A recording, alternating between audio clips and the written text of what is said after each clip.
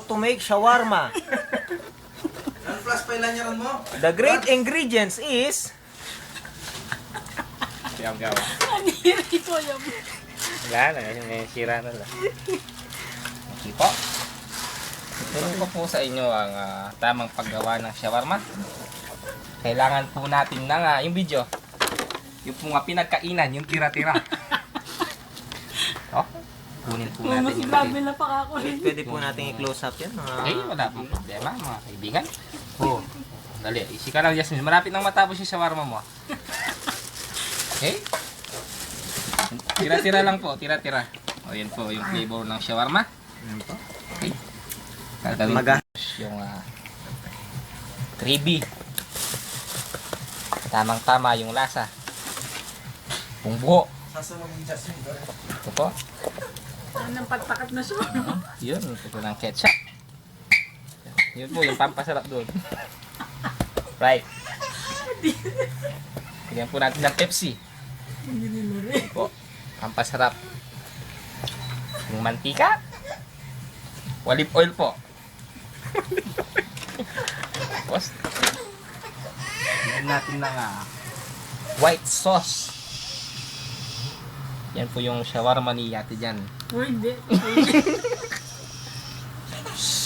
Yun. Additional. Additional ketchup po. Nasa loob na, complete. Ito yung mga sinitindi dito.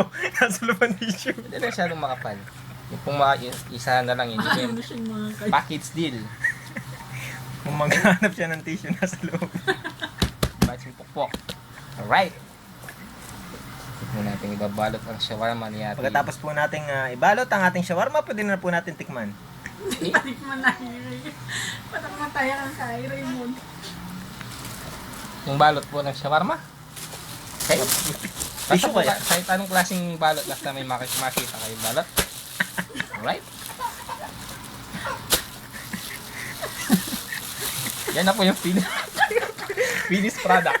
Titikman ka din ha. Pre-taste, Raymond. Pre-taste mo. Busog na po ang inyong lingkod. Right?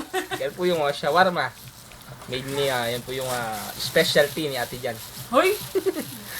Ibalot na yung makanya, kaya ba't kalkalan na rin Banggali. Deliver. Free delivery po. Just call 050-1045-286. Local calls of 1122-555. Yan. Okay. Okay, close up po natin. Salamat po sa shawarma. Koy, siya. Pre-taste.